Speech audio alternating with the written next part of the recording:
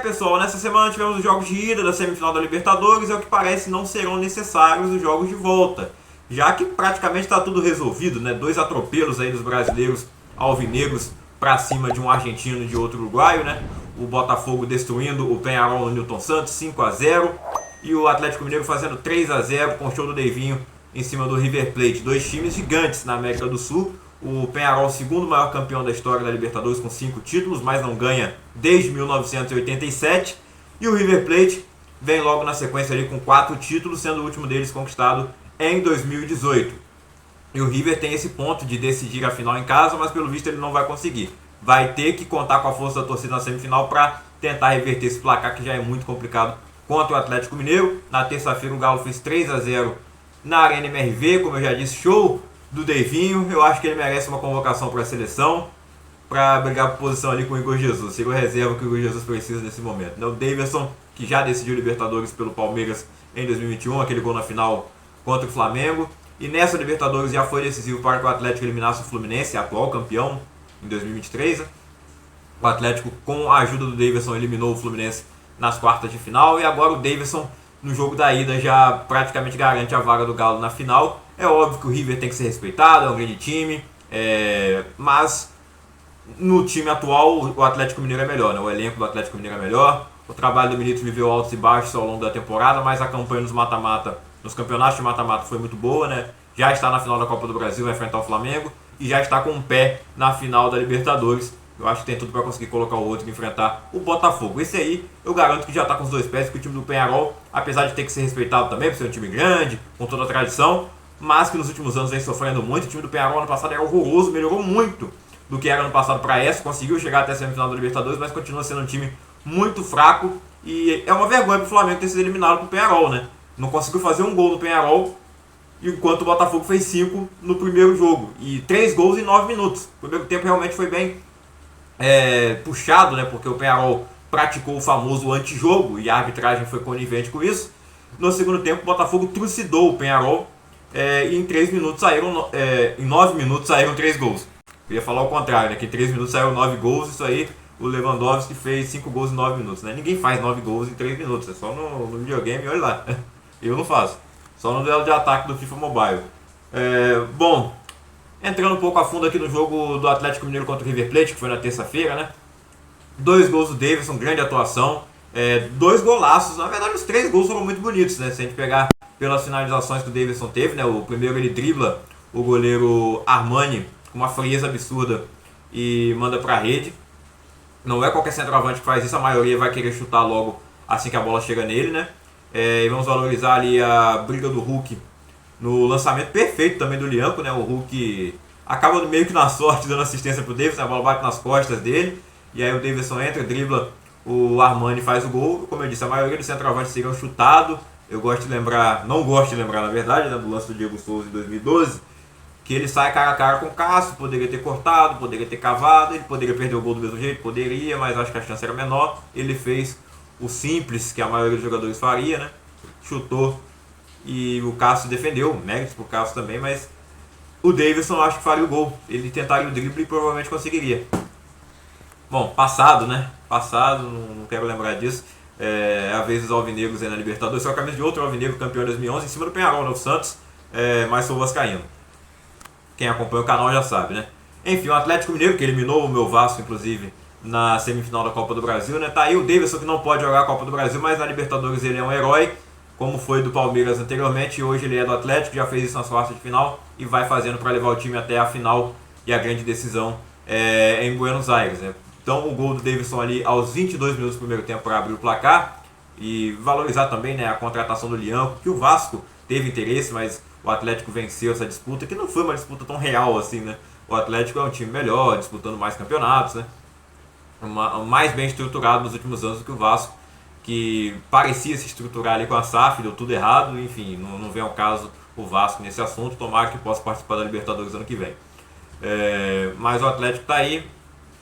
Para se classificar para a Libertadores ano que vem, ele precisa vencer uma dessas competições que ele está na final. A Copa do Brasil já garantida, né? A Libertadores a gente ainda leva um pé atrás porque o River Plate, apesar de tudo, não é um time ruim, tem bons jogadores. A gente viu um confronto aí que tinha o Davidson e o Borja, né? Dos jogadores que jogaram pelo Palmeiras. O Borja não chegou a ser campeão da Libertadores, né? Nem em 2020 nem em 2021, ele já tinha saído. O Davidson não participou da campanha de 2020, ele tinha sido emprestado, né? Em 2021 ele faz o gol do título. Mas o Borja, que muita gente critica a passagem dele no Palmeiras, realmente não foi tudo aquilo que se esperava, mas ele está jogando muito bem no River Plate, né? Ele é o artilheiro do Campeonato Argentino, mais de 20 gols, um dos artilheiros da Libertadores também. Não conseguiu se criar nesse jogo contra o Atlético, inclusive o Davidson foi lá provocar ele, né? O Davidson é um showman e não é só isso, ele não é só o meme, né? Ele é um jogador qualificado, porque além do drible, que poucos jogadores fariam, né? A maioria finalizaria logo de primeira, o segundo gol também é uma finalização perfeita, que muitos jogadores têm dificuldade. O Roberto, às vezes ele acerta uma dessa, mas talvez no jogo decisivo ele não acertasse. Apesar do momento que eu estou gravando o vídeo, está no intervalo do jogo do Sul-Americana, e ele meteu 2 gols, virando o jogo pro Corinthians em cima do Racing. Vídeo que eu vou gravar amanhã. Ou assim que a partida acabar. Como eu falei, está no intervalo agora. Enfim, 3-0 para o Atlético. O outro gol foi marcado pelo Paulinho com a assistência do Davidson. Temporizou muito bem o lance, fez bem a leitura, né, sabendo que não tem impedimento quando a bola parte do arremesso lateral ali. Muita gente perde chance porque meio que não se liga nisso. O Davidson foi inteligente, recebeu a bola, dominou muito bem.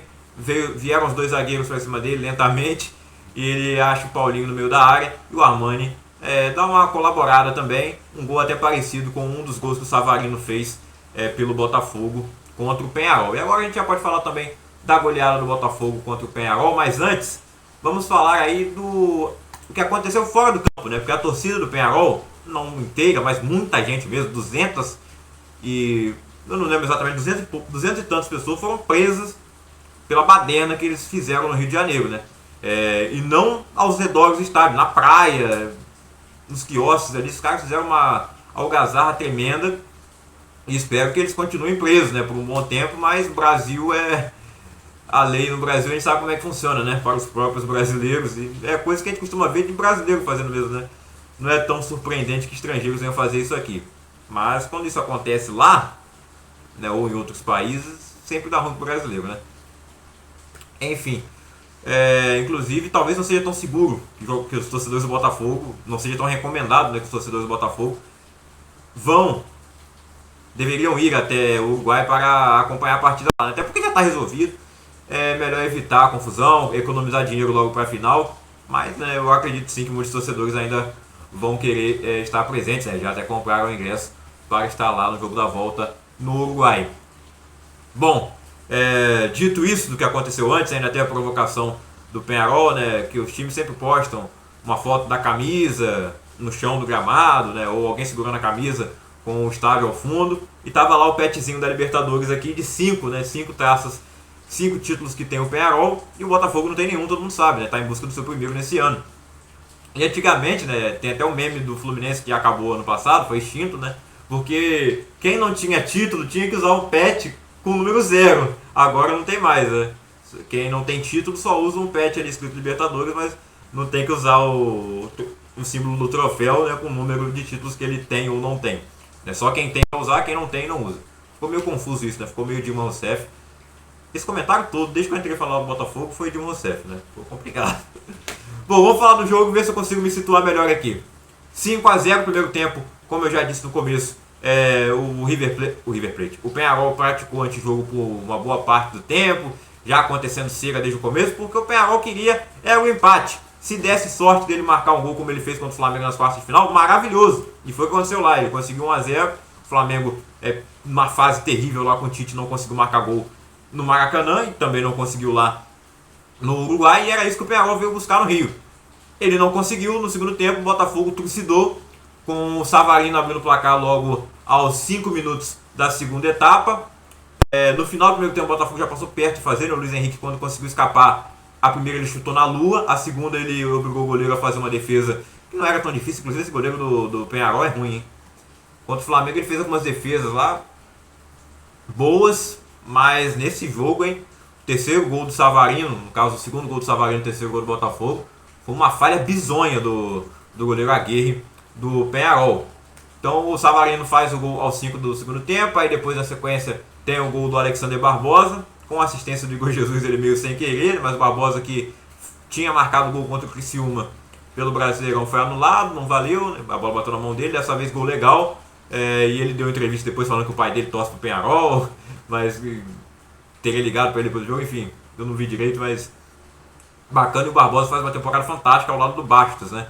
É a dupla de zaga do ano do Brasileirão e, por que não, da América do Sul, né? O Botafogo está na final da Libertadores e essa dupla de zaga é excelente, tanto que o Adrielson voltou e continuou ali no banco de reservas, né? Ele chegou para ser uma opção para o banco mesmo, porque a dupla titular sempre esteve rendendo muito bem desde o início do ano, né? Apesar da campanha negativa no Campeonato Carioca de novo, né? O Botafogo ganhou a Taça Rio, mas para quem sabe, né, a Taça Rio é o prêmio de consolação para quem não foi para a semifinal. O ano ainda pode terminar de forma gloriosa para o glorioso, né? Ou de forma vexatória como foi no ano passado, mas eu acredito que nesse ano o Botafogo leva pelo menos um título, do jeito que o time está jogando, amadureceu demais. Muitos jogadores saíram, mas muitos continuaram, né, a base.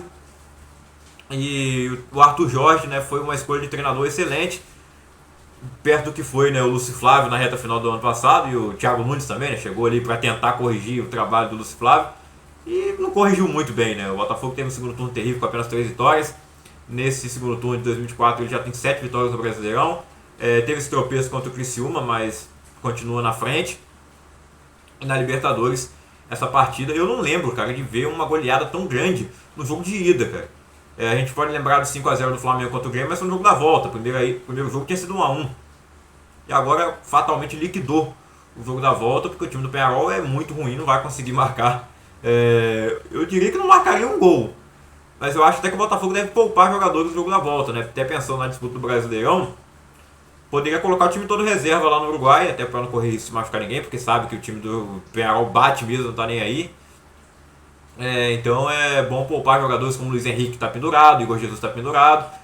Normalmente zera os cartões para a final. Na verdade não vai zerar, né? Porque nem faz sentido. A Champions League que zera na semifinal, se o cara toma no primeiro jogo, se ele tomar no outro, ele tá fora. No caso aí do Luiz Henrique. Mas é isso mesmo, né? A Libertadores é a mesma coisa. Tô falando que tô com a síndrome de Dilma Rousseff, tô me confundindo à toa aqui, né? Como ele tomou o cartão no primeiro jogo, se ele tomar no segundo, ele tá fora também. O mesmo vale para o Igor Jesus e para o Gregor, jogadores que tomaram o cartão amarelo do Botafogo nesse jogo contra o Peñarol. Comentar aqui também, né, o outro gol do Savarino com a falha do Aguirre, o golaço do Luiz Henrique com a assistência do Igor Jesus, que cobertura maravilhosa que o Luiz Henrique fez, né, a cavadinha, e o Igor Jesus fechando a conta, aproveitando o rebote ridículo do goleiro Aguirre.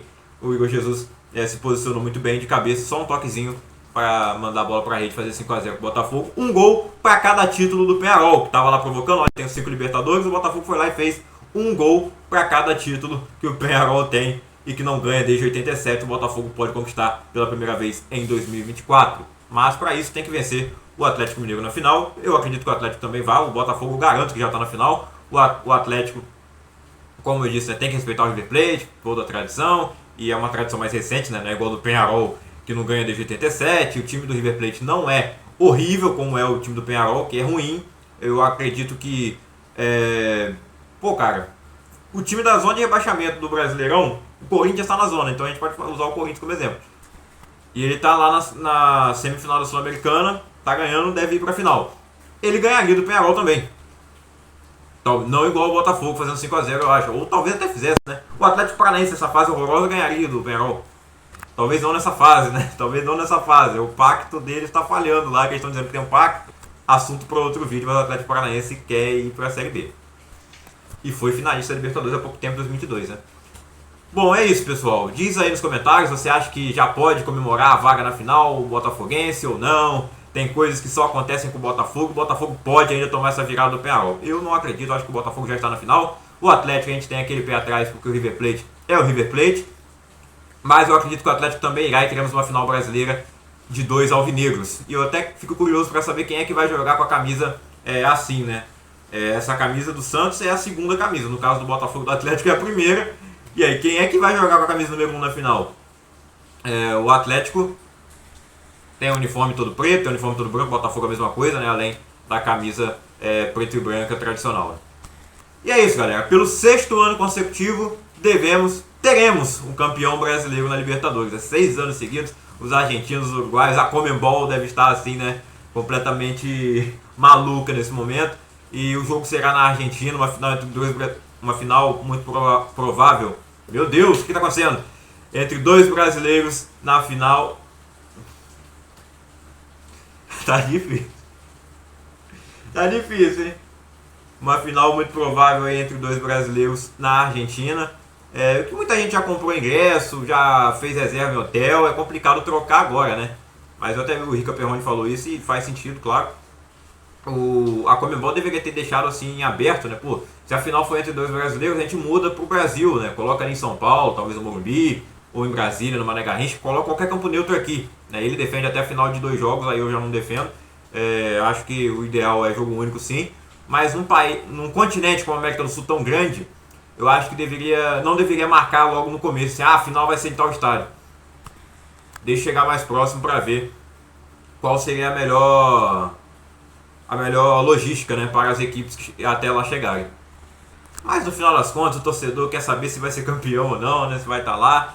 E um desses times, o Atlético Mineiro pela segunda vez ou o Botafogo pela primeira, um desses acredito que vai ser campeão da Libertadores lá pro Mundial, né? Bom, é isso, pessoal. Amanhã sai o vídeo da Sul-Americana. Eu devo gravar logo assim que acabar o jogo do Corinthians. O Cruzeiro já empatou a primeira partida lá no semifinal contra o Lanús. Diniz segue sem ganhar com o Cruzeiro, mas ele está buscando aí mais um título da Conmebol, né? Ganhou a Libertadores ano passado, a Recopa no começo do ano com o Fluminense e agora está tentando a Sul-Americana com o Cruzeiro, mas ele tem que ganhar jogo, né? Ele pode até ser campeão sem ganhar jogo. É só empatar de novo, ir para os pênaltis e na final a mesma coisa, né? Mas tem que ganhar um jogo aí, né, Diniz? Fazer um pouco do que o Boca Juniors fez na Libertadores, né? A campanha toda até a final sem ganhar nenhum jogo. Só que chegou na final, perdeu para o Fluminense do Diniz. Bom, enfim, galera, terminando o vídeo por aqui. Me perdoe aí por gaguejar em alguns momentos e por deixar esse vazio também. O dia hoje foi puxado, só consegui gravar agora no intervalo do jogo que até já começou o segundo tempo. Vamos ver se o Corinthians mantém a vitória para cima do Racing e se teremos final brasileira também na Sul-Americana. Lá, pelo visto, nada resolvido ainda, a não ser que o Corinthians faça um segundo tempo como ele fez contra o Atlético Paranaense e liquide logo a situação, mas o Racing Avejaneiro também é sempre perigoso. Podemos comparar um pouco aí, né, com o que é o River Plate, em menores proporções, é claro. Deixa o like se gostou do vídeo, se inscreva no canal, ativa o sininho, e é isso, até o próximo vídeo, valeu!